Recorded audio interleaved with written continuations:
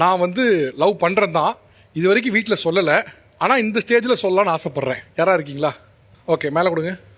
பயப்படாதம்மா. பயப்படாதம்மா. என் தம்பிக்கு மேரேஜ் ஆயிடுச்சு.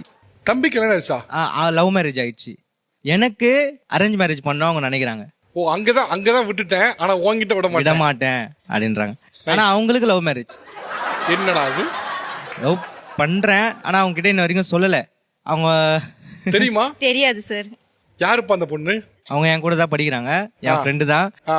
அவங்களுக்குன்ட்டு இந்த மாதிரி பொண்ணு வந்து இந்த மாதிரி வீட்டுக்கு நல்ல பொண்ணா இருக்கணும், அவங்க கூட நல்லா ஃப்ரெண்ட்லியா பழகணும், அவங்களுக்கு கூட மாட ஹெல்ப் பண்ணணும் அப்படின்ட்டு அவங்களுக்கு நிறைய ஆசை இருக்கு. அந்த மாதிரி பொண்ணு தான் நான் லவ் பண்றேன்மா. உங்க ஆள உங்க அம்மா பாத்துருக்காங்களா இல்லையா? பாத்துருக்காங்க, போட்டோ எடுத்திருக்காங்க, அவங்க கூட ஜாலியா பழகிருக்காங்க. பொண்ணுன்னு சொல்றாங்க. இப்ப தெரிஞ்சு போச்சு அவங்களுக்கு? இப்ப புரிஞ்சிச்சா உங்களுக்கு? தெரியும் சார், தெரியும் சார். தெரியும். சரி, இப்ப என்ன உங்க என்ன பதில்? No sir. நோ. ஆமா சார். Why sir? சார் இருந்தாலும் நாங்க சாக்குல இருந்து வெளியே வர மாட்டேங்குது, வார்த்தையே வர மாட்டேங்குது. ஏன்னா நான் அந்த அளவுக்கு கஷ்டப்பட்டிருக்கேன் சார். நான் லவ் பண்ணிட்டு அந்த நிலைமை என் பிள்ளைக்கு வரக்கூடாது. நான் பாக்குற பொண்ணு இருந்தா எனக்கு கொஞ்சம் சந்தோஷமா இருக்கல்ல. இப்ப நீங்க லவ் பண்ணும்போது உங்க வீட்டுல தானே சொல்லிருப்பாங்க? எங்க வீட்டுல ஒத்துக்கல சார். எங்க வீட்டுல யாருமே ஒத்துக்கல என் கல்யாணம். எப்படி ஏன் கல்யாணம் பண்ணீங்க? ஆனா எங்க அம்மா சொன்னதை நான் கேட்கல.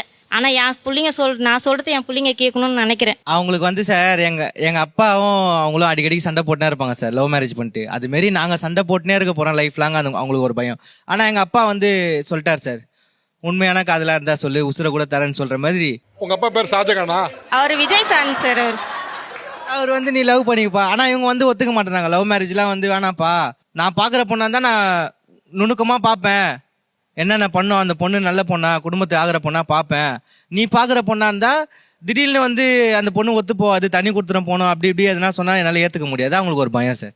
ஆனா அந்த மாதிரி நடக்கலாமா? உங்க கூடயே இருக்கிறேன், கல்யாணம் ஆயிட்டு உங்க கூடயே இருக்கிறேன், நல்லா பாத்துக்கிற பொண்ணா இட்டுன்னு வரேன், அப்ப என்ன பண்ணுவீங்கன்னா அவர் கேட்பாரு, நீங்க சொல்லுங்க. நான் அதெல்லாம் கேட்கவே இல்லையா ராஜா?